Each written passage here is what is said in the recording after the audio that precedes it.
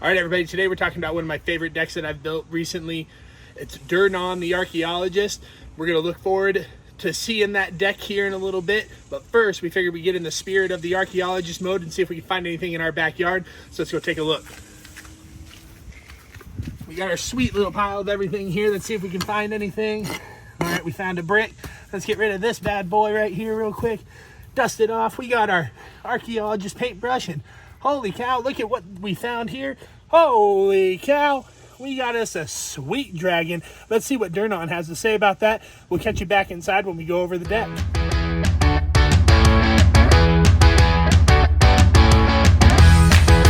All right, everybody, as we set outside today, we're going to be going through Durnan, the Archeologist. That would be Durnan of the Yawning Portal with the background of Passionate Archeologist. So let's jump on into this. Super excited to explain this deck out and let everybody see it and hopefully see some builds of it and have you guys come back to me and tell me what you did different. So I'm super pumped about this one. Here we go. Let's jump into here. We're on Architect just like we were on the last ones. We enjoy Architect in this household. And here it is, Durnan, the Archeologist. Here we go. Let's pull up Durnan. We'll read what he has to say and then we'll move on forward. All right, so he is a 3 and a green legendary creature, human warrior. Whenever Durnan attacks, look at the top 4 cards of your library. You may exile a creature card from among them, put the rest on the bottom in any order. For as long as the card remains exiled, you may cast it. That spell has Undaunted. It costs 1 less to cast. Choose a background. So there's a couple key phrases in there. Undaunted, super awesome, reducing our cost to cast those creatures that we're exiling. And then for as long as that card remains exiled, you may cast it. So if Durnan's not on the battlefield, we're still going to be able to cast those creatures. We aren't just losing them. They stay in exile with Undaunted, so we aren't taking away value from our deck if we put one of our big honkers out there and we can't play it for another 2 turns. We're actually just holding on to that, and there's no way for our opponent, well, there are very few ways for our opponents to get rid of it. They won't make us discard it. They can't search our library and take control of it. So we're kind of putting it in a nice tucked away safe zone that's really hard to deal with in Magic the Gathering. We move over here to Passionate Archeologist, and this is our background. Commander creatures you own have, whenever you cast a spell from exile, this creature deals damage equal to that spell's mana value to target opponent. So we're going to take cards from our Undaunted triggers, cast them at a reduced cost, but still do their mana value's worth of damage to target opponent. Straight to their face. We aren't playing around in this one. We aren't picking off creatures. We aren't choosing target. We're going to punch them square in the face with all of these cards we're going to cast from exile. Now, if you notice, it says whenever you cast a spell. So that is anything outside of lands. So we're going to make sure to optimize this deck to just get everything that we can put into exile. And we're going to go through that here. Let's jump into these artifacts, though, and we'll go through those very quickly. We have Arcane Signet. A lot of people say it's an auto-include. Don't feel like you have to auto-include it. If you think something else is going to synergize more, put it in there. Have fun building your commander decks. Doors of Durnan. Whenever you attack, scry 2, then you may reveal the top card of your library. If it's a creature card, put it onto the battlefield tapped and attacking. Until your next turn, it gains trample if you control a dwarf and hexproof if you control an elf. Now, putting that creature onto the battlefield and attacking, we don't necessarily want to do that because we have some cast triggers in here like Cascade and stuff like that. So we don't necessarily want to take that creature and put it on the battlefield tapped and attacking. However, if we are attacking and we have Durnan out, with this out, we can trigger this first because the abilities stack, and we can scry 2 and see what creature we're going to exile with Durnan with his Undaunted ability. So it works in its favor, or if you're in a tight spot, you can get a big old honker out there without having to pay for it just in case you need it. So that's why that's in here. Rona's Monument, green creature spells you cast cost 1 less to cast. Helps reduce our commander tax just a teensy bit because you are going to have to swing with Durnan to get that ability to trigger. So in early game, you might trade off with other people's small little rink-a-dink creatures, maybe their commanders, and you're trading commanders. So we want to kind of try and reduce that commander tax cost. Maybe, you know, you don't swing sometimes, but you really want to. But really and truthfully, the other thing that this does is it really makes Durnan a little bit of a bigger buff. Because whenever you cast a creature spell, not a green, not a red, not a blue, but a creature spell, target creature you control gets +2/+2 and gains trample until end of turn. Every time you cast something, if Durnan's on the field, just target Durnan. It takes a 3/4, a costing 3/4, 3/3 body, up to a 5/5 body, up to a 7/7 body, and it really just helps with all of that. So just keep that in mind. Soul Ring, we have that in there because, you know, we put it in there. Here's one of the newer cards that we have in here. Pretty nice. Equipped creature gets +2/+2 protection from red-green. That's pretty basic for all the swords that we have in our sword cycles. Whenever equipped creature deals combat damage to a player, exile the top 2 cards of your library. You may play those cards this turn, and you can play an additional land. So that's really what we want to have happen. We equip this thing to Durnan. We can look at the top 4, put a creature card under Durnan, then exile the top 2, play an additional land, and start dealing some damage out after combat, after we've already possibly dealt damage. It's actually a really stellar card inside this deck. Worn Power Stone, just a slower Soul Ring, but still does its job that it needs to do. Here are a couple other newer cards. Let's rotate this. Whenever Invasion of Kaldheim enters the battlefield, exile all cards in your hand, then draw that many cards. Until the end of your next turn, you may play cards exiled this way. So this is perfect, because we can cast this in our second main phase and have 2 hands to play out of for the next turn. But we get the added bonus of Durnan and the Passionate Archeologist triggering when we cast those cards from exile. So this is actually really good in this deck.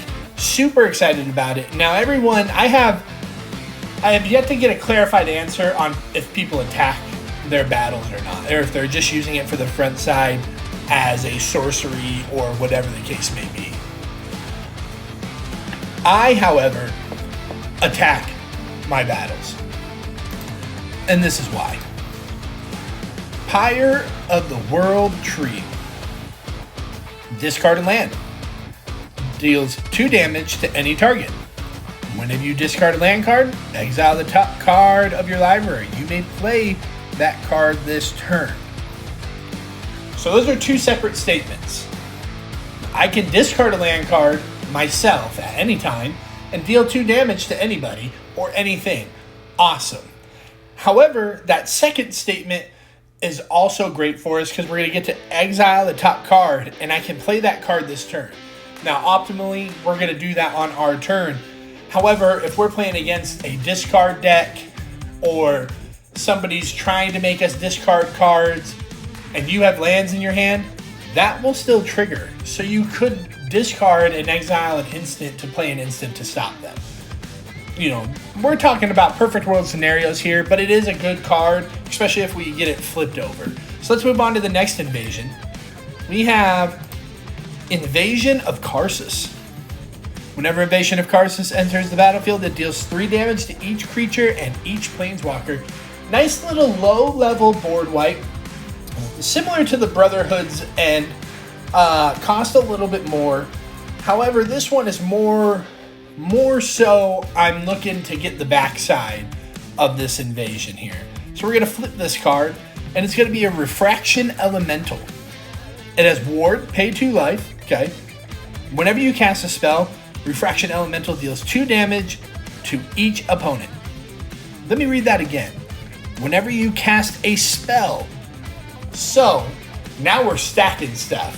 Now we're talking about, I'm going to cast this from exile, and I'm going to deal X damage to you equal to its mana value. Also, when I do this, I'm going to deal 2 damage from the Refraction Elemental to you, to everyone as well. So now I can chip away at one and start chipping away at the others as well. So it's a really nice card.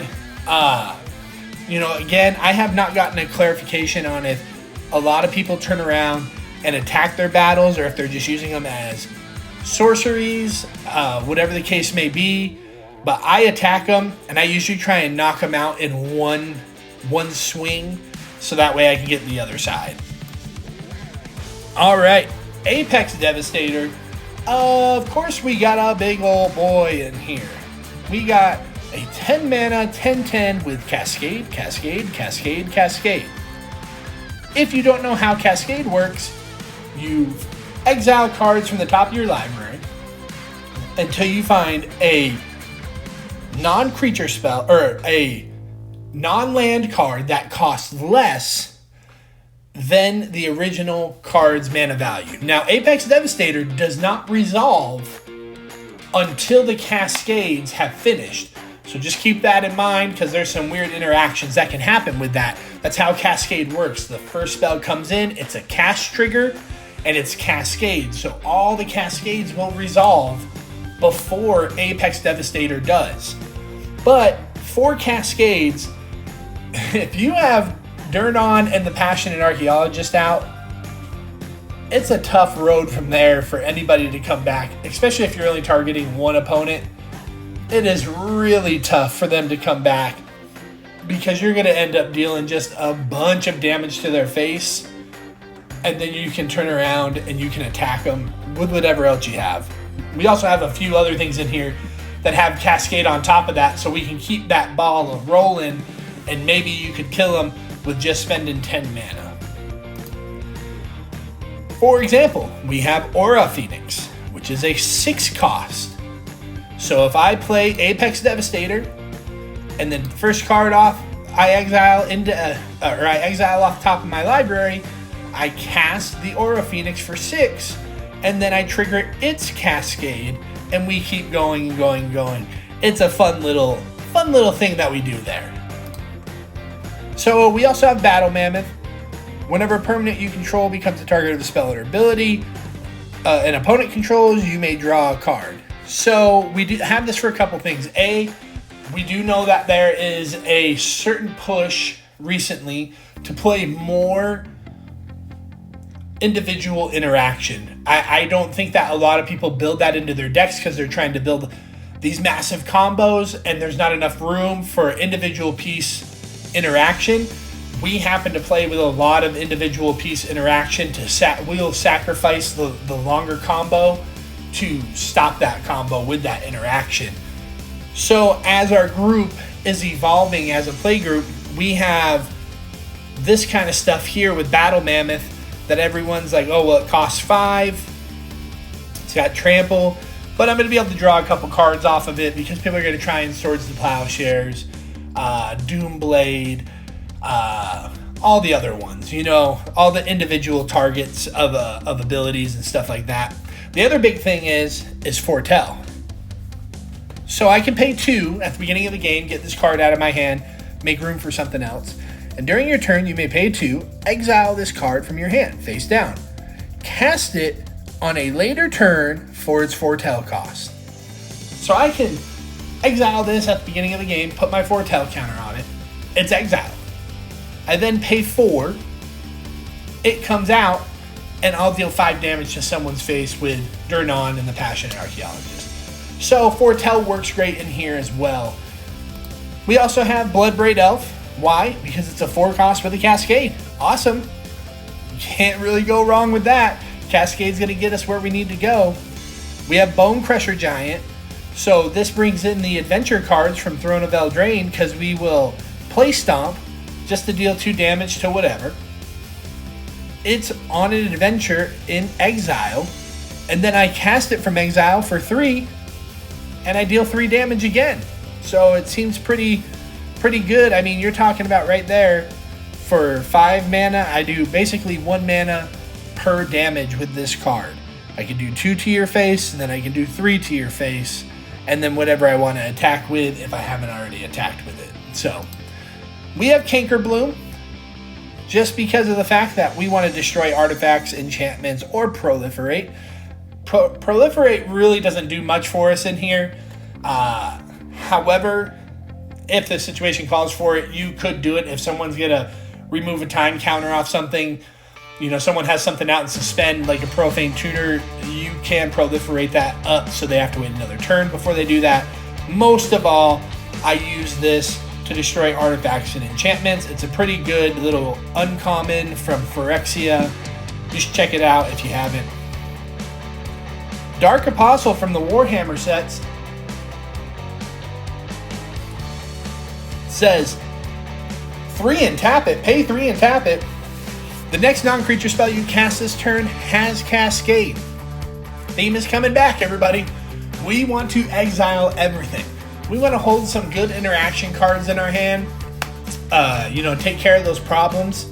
Take care of those threats. And the rest of the time, we are looking to just cascade, go on an adventure, foretell, whatever we can to get those things into exile and cast them back out. So, here we have another one coming up. That's from Throne of the Eldraine, also Commander Legends. But we have Embereth Shieldbreaker.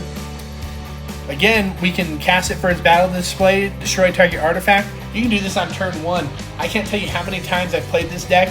Someone says, oh, I'm going to play this and a Jeweled Lotus, and they pass turn or whatever, because they aren't going to use it yet. They're trying to set up their next turn. And I go, okay, I'm going to play a Mountain, battle display, destroy your Jeweled Lotus. Right? It's going to slow them down, and you can destroy Soul Rings, Arcane Signets, all the artifacts. But it can really come in handy to have this little 1-drop, destroy target artifact right at the beginning of the game to slow somebody else down. Of course we have a Tali Primal Storm. Of course we do, because we want to play and cast things from exile. And the greatest thing about Atali is that you may cast any number of the spells from among those cards without paying their mana cost. So I'm getting free stuff and pinging somebody in the face with Durnan and the Passionate Archeologist. We have Faldorn Dreadwolf Herald. This is the front-facing commander of the pre-con that these two come out of. And she does an excellent job. You start casting so much stuff from exile. Whenever you cast a spell from exile or a land enters the battlefield under your control from exile, create a 2/2 green wolf creature token. You can also pay 1 and tap her, discard a card, exile the top card of your library. You may play it this turn. She does an excellent job. Obviously, they built a whole pre-con, and people who are much better at building decks and putting decks together built that pre-con. However, I kind of disassembled it and put a whole bunch of other cards in there. There's not a lot of Baldur's Gate cards in here. There's a few, but it's definitely not the same. And she does great as a utility card in this one for me. I'm more looking to kill people with indirect damage with my deck, where this one is more trying to overwhelm the board with tokens and stuff like that. You could also kind of do like a wolf tribal with her and use the same kind of setup, which I think would be fun and interesting. However, that's a different video for a different day. We have Green Slime, because we're going to foretell it for 2, colorless. And then, when Green Slime enters the battlefield, counter target activated or triggered ability from an artifact or enchantment source. If a permanent's ability controlled this way is countered this way, destroy that permanent. And it has flash. So great little hip pocket, put it in the 6-shooter there, wait for someone to trigger something, and boom, destroy it.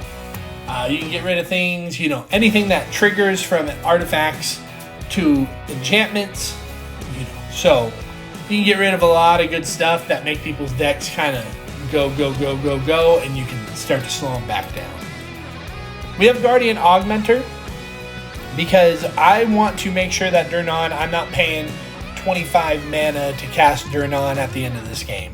So, it gives our commander creatures +2/+2 and has hexproof, so they can't individually remove it, which is really nice. We have Gwenna, Eyes of Gaia. Add 2 mana of any color. Spend this mana to only cast creatures or activate ability of creatures. Whenever you cast a creature spell with power 5 or greater, put a +1/+1 counter on Gwenna, Eyes of Gaia, and untap it. Now, I want to talk about this card just for an extra second. I don't want to take up too much time because these videos usually run a little bit longer. These are two separate statements again. So, you can tap add 2 mana of any color to activate a creature ability. Pay for something to come out that's power 5 or greater, and untap her again and get 2 more, and she gets a +1/+1. Gwenna is just awesome. I cannot stress it enough. In my humble opinion, this is just one of those cards that every green deck that I put in there, unless I'm building like Mana Dork Central, I put her in there because a bunch of creatures come out with power 5 or greater, and I can just continually use her mana as that happens, and she can continually grows with the game. So even if it's early game she comes out, you're gonna get some good value out of her for that mana, and then start growing her with the game. Or if it's late game she's coming out, cast your bigger things to try and end the game, and you'll end up getting those +1/+1 counters still. Just an excellent card. Good job, Brothers War. Always excited to play Gwenna. Next we have Keeper of Secrets. First strike haste. Whenever you cast a spell from anywhere other than your hand, Keeper of Secrets deals damage equal to that spell's mana value to target opponent. It's a mono red Durnan, and it doesn't require Passionate Archeologist. That's all this is. You don't have to attack. They don't get Undaunted. You don't get anything like that. But if you play anything from anywhere, you're going to deal damage to someone's face. Well, we play a lot of cards from Exile here, so let's get that one in there. Layla the Blade Reforged. She's going to attack right away. You get to exile top card of your library. Whenever one or more cards are put into exile from your library or your graveyard, put a +1/+1 counter. She grows. She has haste. She lets you exile things. You get to cast. Very good. Love-Struck Beast. Again, he's in here for this go on the adventure cost. Heart's Desire. Create a 1/1 human creature. He can't attack unless you control a 1/1 creature. However, even if you lose that 1/1 creature, he's a nice solid 5/5 for 3 that you can put in front of some bigger boys and just let them get run over, or stop some of that little dinky commander damage that's going to be sneaking in every once in a while. He does a pretty good job. All right, we got Nalfashi. I don't know if I'm pronouncing that correctly. Go ahead and butcher me in the comments if you'd like to. Very awkward artwork here. However, very awesome card. Whenever you cast a spell from exile, copy it. You may choose new targets for the copy. If it's a permanent spell, that copy gains haste, and at the beginning of your next end step, sacrifice this permanent. So, now not only are we doing damage, but we're getting to copy our stuff. We don't get any triggers off the copies, unless we build something in for that, right? But this is a single card in our deck, so I'm not going to really build to that effect. However, if I do have it, it's giving me a bonus effect on top of what I'm already trying to do. So it's so awesome. Being able to copy, 2 things is great. Being able to copy my permanent spells is great. Now, you don't get things like you have to cast the Apex Devastator to get that Cascade. So you aren't going to get those effects off of there.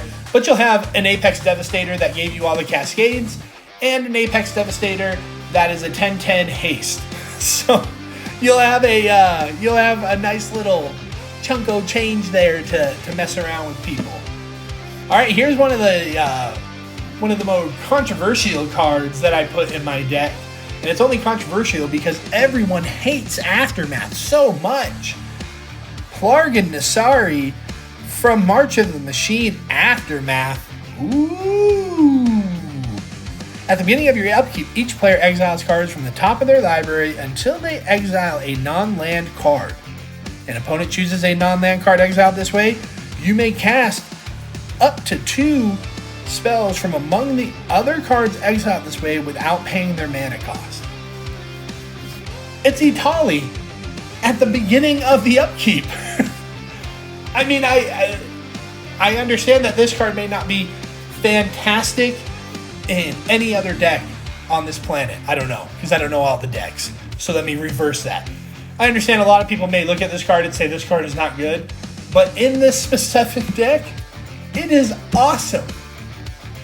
Anytime I get to cast from exile, especially from other people's decks, for free, I mean, you just can't go wrong, because I'm just going to deal damage. Whether it's a removal spell, a permanent spell, and if we read that again, at the beginning of your upkeep, each player exiles cards from the top of their library until they exile a non-land card. If you also notice, nowhere does it say those cards get shuffled back in. So not only are you going to get this massive value, but you're going to be able to start exiling people's lands and making sure that, you know, they're going to be slowed down. If you're playing in a really casual group, and there's not a lot of artifact mana, you're going to really slow other people down. If you're playing in a little bit higher, you know, mid-range level, you aren't going to get a ton of cards exiled with this, but you're guaranteed up to 2 other spells that you can just cast for free. Seems pretty decent to me. Of course, we have Professional Facebreaker in here, because who doesn't love the Facebreaker? This is kind of the second namesake of the deck here for me, because I love just, you know, breaking people's faces with all that excess exile damage. You get a treasure token. Whenever you if you sacrifice a treasure token using this ability, you can exile the top card of your library. You may play that card this turn.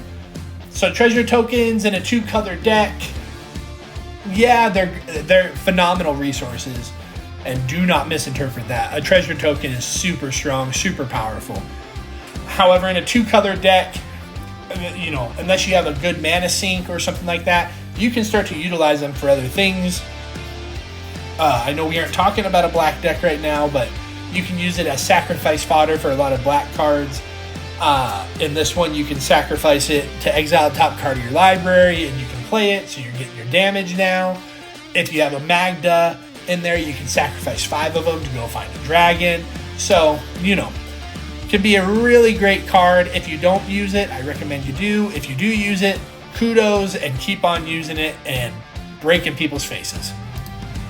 We got Ragavan.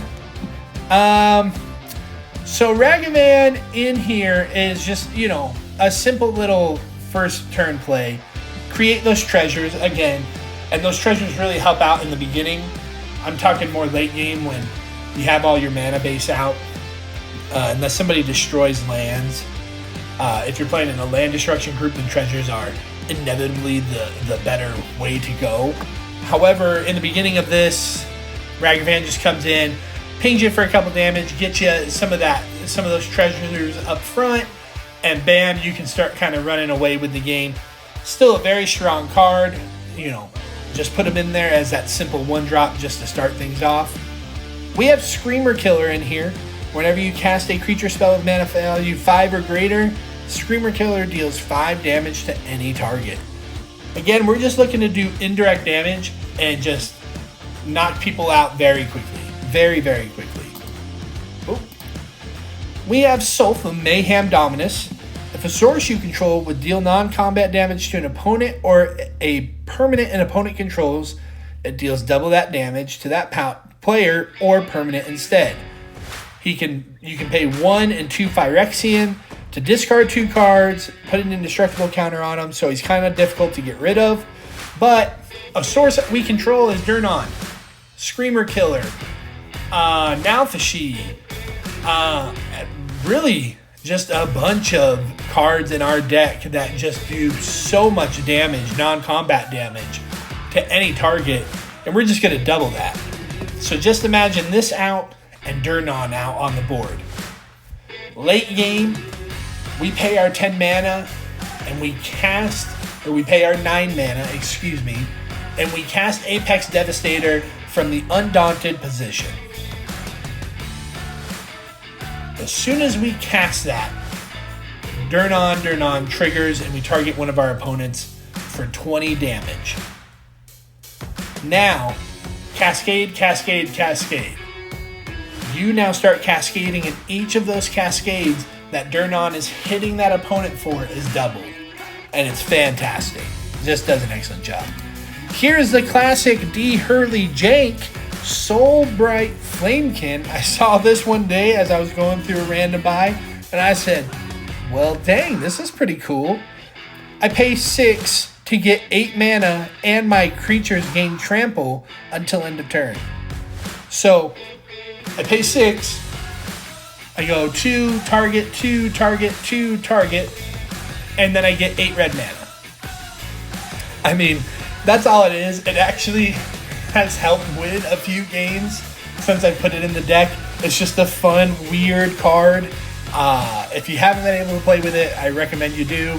It's nothing that's going to change your world. It's not going to bring down your play group, but it is fun just to go in there and play with these cards sometimes.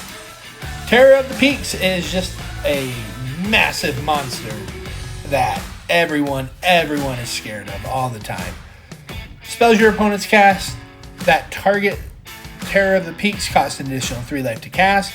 Whenever another creature enters the battlefield under your control, Terror of the Peaks deals damage equal to that creature's power to any target.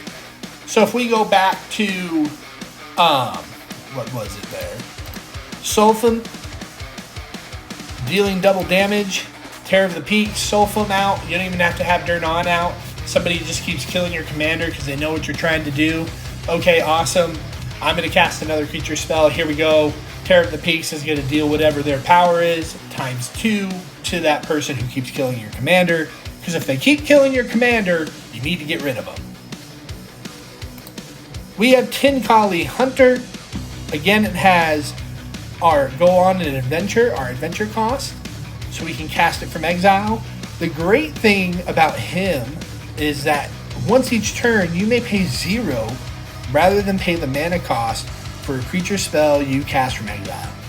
That pairs perfect with Durnan. He's good at exile cards with undaunted creature cards, and those creature cards will now cost 0, so you can just really run away with turns. Fantastic. Urabrask Heretic Praetor. Again, at the beginning of your upkeep, exile the top card of your library. You may play it this turn. So you get to exile a card and then draw a card. At the beginning of each opponent's upkeep, the next time they would draw a card this turn, instead they exile the top card of their library. They may play it this turn. So you now have information. And this is a game of information. The more you have, the better off you are, right? Now you know if you want to block something or stop something from happening. We have Vexing Shusher. The reason we have this is because people like to counter things. A lot of our triggers are cast triggers. So even though they get countered, we still get the cascades. We still get the value off of them. There are some things, though, that don't have that value, such as Sulfum, right? We'll get into it later, but we have City on Fire in here. We want those things to land and stick on the board so we can prevent them from being countered if we have a blue player in our playgroup. Zopandrel, Hunger Dominus. At the beginning of each combat, each is the key word there. Double the power and toughness of each creature you control until end of turn. That's every combat. Now all your stuff is just going crazy big. We're going crazy big. We can block relentlessly. We can attack relentlessly. And you become the enemy right away. Again, you can pay 2 Phyrexian. If you have the certain version of it, it's 1 and 2 Phyrexian. Sacrifice 2 other creatures. Put an indestructible counter on it. And it's just a good card. All these Dominus here, if you put them in the right decks, if you put them in a utility deck like this or as a utility card, they're just fantastic. I have not attempted to build a commander deck, but I think it would be really fun to build around some of these, but all of the Dominus that came out in the Phyrexia all will be one set, in my opinion, are just great. Alright, into the enchantments. City on Fire, you can convoke it, which is super nice. If a source you control would deal damage to a permanent or player, it deals triple that damage instead. So we got a doubler and we got a tripler. So we can up to 5x our damage from Durnan, from Screamer Killer, from really anything. And this says deal damage to a permanent or player, so that includes combat damage. So although our non-combat damage would be 5x, our regular combat damage would be 3x. So that's a pretty nice card, and the fact that you can convoke it out makes it a whole lot easier, so you can convoke it out, get it on board, and then cast something from exile just to almost end the game most of the time. Shadow in the Warp, because it is a fantastic green-red card. Don't let anybody else tell you any different. Reduction in cost for creature spells, and you're dealing damage to those players and punishing them for playing non-creature spells. If you have your other things on board, like Sulfum and City on Fire, this will end up doing 10 damage to somebody for playing a Signet. It just works out that way. It's fantastic. All right, now let's get into our instance. Beast Within, we all know that does get rid of a permanent, not a creature, a permanent, and create a 3/3. Chaos Warp, staple in the red interaction community. We have Delayed Blast Fireball because we have a really good chance of exiling this from the top of our library in some form or fashion. Being able to do the 5 damage to all their creatures and the opponents. Of course, it's a source that we control, so you can double and triple and all that kind of stuff. We have Heroic Intervention because it's a staple in green, and we want to, at some point in time, save our board. We have some Artifact and Enchantment removal. You do give them 4 life, but it's a nice instant removal speed, so does good. Once Upon a Time is a card that I put in a lot of my green decks. As many copies as I have, I think they are in any of the green decks that I own. It's a free spell at the beginning of the game if you really want it. There's been times where I've started with 1 land in hand, and I use this to go dig out my other land. I play a land, a Soul Ring, come back, boom, turn 2, have 4 mana, and we're ready to rock and roll. But it is an excellent card, and even if you have to pay for it, you can use it later on to find a creature. It's pretty good. Turn to the Wild Speaker, similar to Once Upon a Time for me, where I kind of put it in a lot of my green decks if there's not a lot of humans. If I'm playing green-white humans, I don't put it in there. If I have a non-human creature in there that's pretty big, or even 4 or 5, paying 5 for 5 cards is not a bad rate to me, at least. Stagger Shock is in here because I can cast it from exile and deal 3 damage from the exile, and then 2 damage to any target. So for 3 mana, I can deal 5 damage to someone's face. If I wanted to get real crazy with it, I would cast it from my hand, deal the 2 damage to someone, activate its rebound effect, and at the beginning of my upkeep, cast it again for free without paying its mana cost from exile, and then do another 5 damage. So really and truthfully, for 3 mana, the minimum amount that I could do to someone is 7 damage. So that's a lot from a little 3 mana, 2 damage spell. It's this rebound effect that really helps us out in there. Cameo Safekeeping, excellent common. Again, this is one of those cards that I recommend if you play green and you don't have it in there, you should put it in there. Instant speed, gains hexproof and indestructible until end of turn, and you gain 2 life. It's only 1 single permanent, but the permanent we're most likely trying to save most of the time is our commander, so nice little protection value there. We have Violent Outburst because it's an instant speed cascade card, and creatures you control get +1/+0 until end of turn. We don't really care about that part there as much.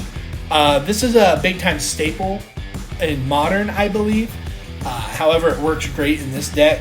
I'll we'll be able to get into one of our signets or a soul ring if we play this early. And we also get to do some damage with the cascade if our commander is out and everything like that. If not, it's just a quick way to kind of get stuff ramped up and started. Wild Magic Surge, which has actually gone down in value recently, which I'm not very sure why. Because unlike Chaos Warp, it's only 2, and you get to destroy the permanent.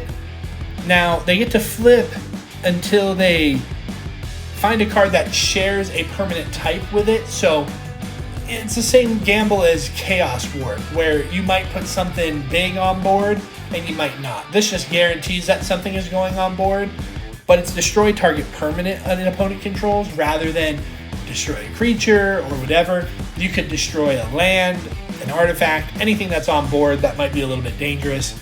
Maybe they don't have a lot of those in their deck, and maybe it is an artifact and they only have a signet and they don't have anything else crazy. So pretty decent card here. I put it in a lot of my red decks just because I like that it's instant. I can take care of stuff. Of course, we have some tutors. I think nowadays it's, you're pretty brand new to the game if you don't put a lot of tutors or any tutors into your deck. Not saying you have to, but I find it very hard to go sit down with some of my decks that don't have tutors in them and sit at a random table and be competitive, because people are looking for consistency more than they are looking for the singleton chaos mode. So tutors are kind of something that we put in a lot of them. But Worldly Tutor, look for a creature card. We have Animist Awakening. Reveal the top X cards of your library. Put all land cards from among them onto the battlefield and the rest on the bottom of your library in random order. If there are 2 or more instant or sorcery cards in your graveyard, untap those lands. Pretty decent. I like it. It's worked out great. I mean, even on turn, 5, you can do X equals 4. We can top 4 and get 2 more lands. Broken Bond, we're destroying an artifact or enchantment and lets us put a land from our hand onto the battlefield. Very nice. Brotherhood's End. Great modal board wipe for little things. 3 damage each creature and each planeswalker or all artifacts with mana value 3 or less. Fantastic. Cultivate. We're going to look for 2 basic lands, reveal those, one onto the battlefield tapped and the other into our hand. Dance with Calamity. This one's pretty fun. It's a nice little gamble. So shuffle your library as many times as you choose. You may exile the top card of your library. If the total mana value of exiled cards this way is 13 or less, you may cast any number of spells from among those cards without paying their mana cost. So really and truthfully, you're going to pay 7 and you hope to get either a bunch of small cards that just do different things, or that you can just deal 2, 3, 4 damage to someone's face and end the game. Or you hope to get one of your big old honkers out there. You get a Terror of the Peaks, the Apex Devastator, and you just cast it without paying its mana cost. It's a fun little chaos card. We have Escape from the Wilds. Exile the top 5 cards of your library. You may play cards exiled this way until the end of your next turn. That phrase right there, and you may play an additional land, but this phrase, until the end of your next turn, really helps in this, because you're getting that card advantage for next turn and you still have your hand, and you don't have to worry about, I'm going to waste those if I can't cast them this turn. So although it's a little bit more expensive, we do get that back by being able to play it at till the end of the next turn, so that's pretty exciting there. Explore. I just put Explore in a bunch of decks because I can play an additional land and I get a card draw. Farseek, I get to go find a mountain. Most of my lands in there are mountain forests, so I'm getting the double whammy for it. Kodama's Reach is ramp. Light up the stage. Costs 3. Exile the top 2 cards of your library until the end of your next turn. You may play those cards. Playing the cards is actually different than casting the cards, for those of you who don't know. Playing allows us to play lands as well as cast spells, so you have to make sure to watch that wording there. However, this one has a extra thing on here called Spectacle. You may cast a spell for its spectacle cost rather than its mana cost if an opponent lost life this turn.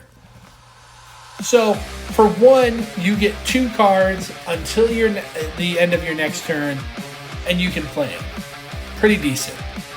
Nature's Lore, fantastic card. Rampant Growth, we're going to ramp. 3 visits, we're going to ramp.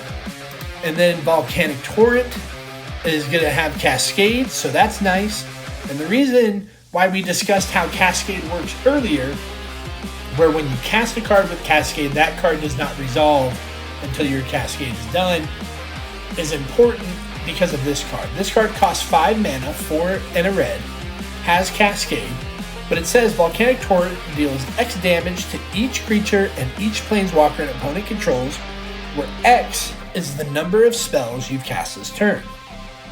So in a perfect world, we would cast something that says Cascade that costs more than 5. We would Cascade into this. We would then Cascade into whatever Volcanic Torrent does, and then we would resolve the stack, and you would end up doing that damage to each creature and each planeswalker that your opponents control. So that would be the ideal world. Most of the time, you're dealing 2, 3, 4 damage. And it ends up working out like a small little temporary board wipe or whatever, and you get some extra value off of it. So I like it in this deck. Alright, so that's all the cards in the deck. Now let's get down and let's look at the brass tacks of things. So most of these cards are in their basic versions, I believe. I hope I set it up that way. So this deck would end up costing $434.62 for the exact printings of these cards. Excluding the basic lands, it'd be $418.92. So it's not overly expensive. It's not cheap by any means of the word, but it's not overly expensive. So we come down here and we look at this. Our average mana value is 3.52, so it is a little bit of a slower deck, which is why we have a bunch of those ramp spells in there. We have 33 red producers, 24 green producers, 40 green pips, and 50 red pips. So we're right on track there of, do we have enough red to cast our red? Do we have enough green to cast our green? Down here we can see all the different types. We can obviously see we are not playing any type of tribal. We can come down here and see what kind of cards we have and what are the most cards we have. So lands are the most. We tend to build land heavy. I'd rather get flooded than sit there and not be able to play at all. However, the next biggest one is our creature, and that's because our creatures give us value in here. You can look and see what tokens you would need down here. So you would need a wolf. I don't know why that's the 30th anniversary one, but don't do that one because I'm sure they're trying to charge you way more for that. And then that's it. I hope you like Durnan, the Archeologist. I hope to see you on the next one. I hope you have a great 4th of July because that's when this is coming out. So be safe out there, and we will see you on the next one. Thank you and have a good one. Bye.